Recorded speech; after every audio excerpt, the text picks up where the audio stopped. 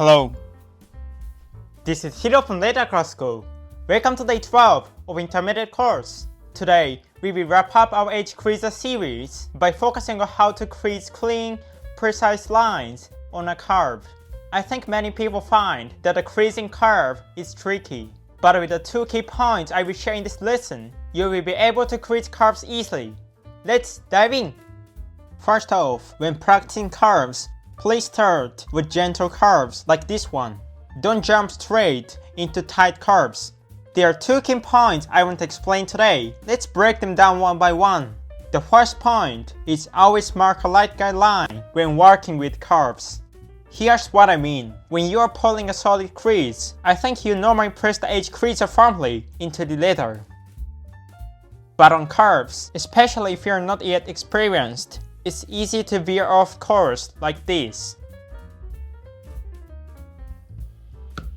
If you're already comfortable and rarely go off track, you can keep doing your way. But for those of you who sometimes drift off the line, don't worry, this is easy to prevent.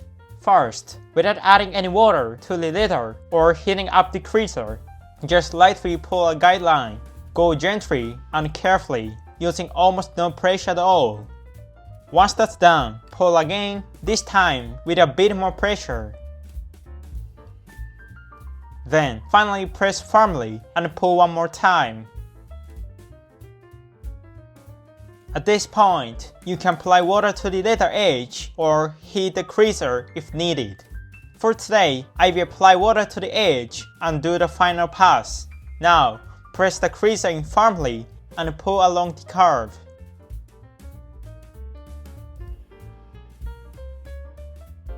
And there we have it, a nice, clean crease with no wobbling or slipping. The second point is, if you feel any snagging while you're pulling the creaser, please stop immediately. I'm sure you've experienced this. The creaser doesn't glide smoothly and starts to catch on the leather. If you keep going like that, you won't get a clean result. When that happens, please stop right away and let's polish your creaser. Here's a quick way to do it. First, take a piece of leather about 5 ounce or 2 mm thick. Next, bevel the edge of the flesh side using an edge beveler. Then, apply a bit of metal polish to the beveled edge. That's all you need to make a quick maintenance strop. To use a strop, first, wrap the tip of your edge creaser back and forth along the polished edge.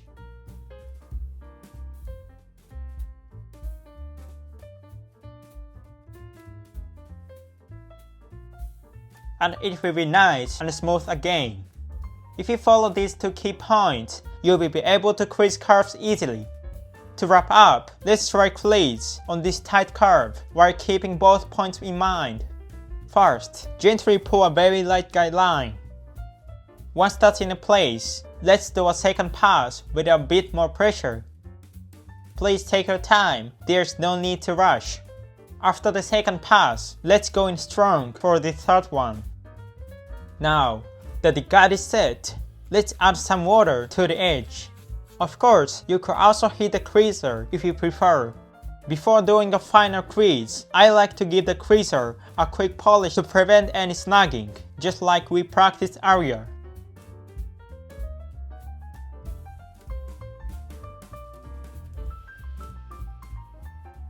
Please make sure to wipe off any metal polish from the creaser tip with a cloth. If any is left on, it could stain your leather. Alright, now press down firmly and pull along the curve.